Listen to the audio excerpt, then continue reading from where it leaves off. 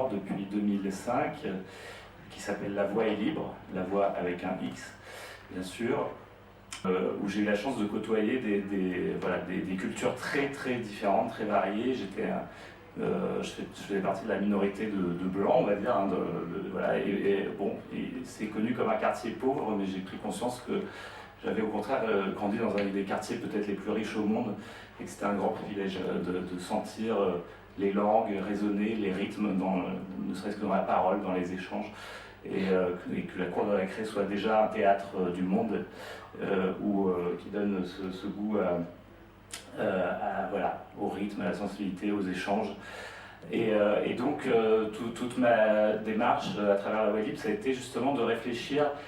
dans un milieu qui, en Europe en tout cas, est très segmenté, socialement, culturellement. Enfin, je veux dire, il y a d'un côté les subventions publiques qui vont vers des formats qui sont faits pour des scènes nationales, des théâtres nationaux, où la musique est rarement très présente déjà, et puis de l'autre côté, l'industrie du disque, hein, qui s'est quand même beaucoup cassé la gueule en Occident depuis une dizaine d'années avec la disparition des disquaires indépendants, etc. Et donc grâce à Internet, alors je dirais qu'en Afrique, on a la chance de pouvoir inventer quelque chose d'autre, et j'espère de tout cœur que ça ne va pas être la même chose que ce qu'on a fait nous ces 20 dernières années, avec cette obsession des formats de production, de communication, et qui finissent par assécher la création et les désirs des artistes qui, dans un monde justement ouvert, nomade, ont envie de vivre à travers les rencontres transversales, transculturelles, transdisciplinaires, et faire exister la liberté d'expression dans son essence même, c'est-à-dire à la fois sur le fond, mais aussi sur les formes qu'on peut inventer à travers tous ces mélanges, et ces scènes de ménage et de mélange, qui ne sont pas justement prédéterminées à l'avance par des formats, puisque ces formats vont naître de la rencontre à travers le travail, la résidence, l'improvisation aussi beaucoup,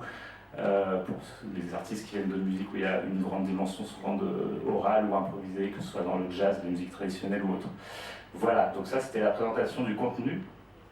En France, pendant 10 ans, on a fait des soirées où se rencontrent parfois spontanément. Au départ, c'était des musiciens, des slammeurs, des poètes, et puis petit à petit, ça a amené de manière très naturelle des danseurs, des circassiens, et des gens qui ont envie justement d'essayer des rencontres, souvent musicales, et de différentes cultures qui viennent vraiment de la rue, du conservatoire, enfin voilà, sans distinction.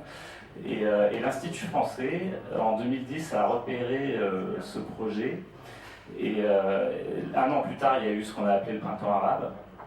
Et en fait, l'Institut français nous a dit, on veut faire une politique de coopération. Alors, je ne sais pas si on y arrive, en tout cas, on essaye. Après, ce qui s'est passé dans ces pays-là, ce serait, on va dire, un terrain de jeu idéal, peut-être, pour essayer des politiques de coopération avec les jeunesses qui, tout à coup, peuvent avoir plus accès à, enfin en tout cas une soif d'altérité que vous connaissez, qu'on sent partout, que ce soit chez nous ou ailleurs, que ce soit à Paris, à Beyrouth, à Tunis, enfin on sent vraiment toute ma génération quoi, à une soif d'ouverture, d'altérité, mais souvent peu d'espace de liberté, de diffusion, que ce soit les lieux, les moyens de production, etc., pour pouvoir s'y adonner de manière épanouie.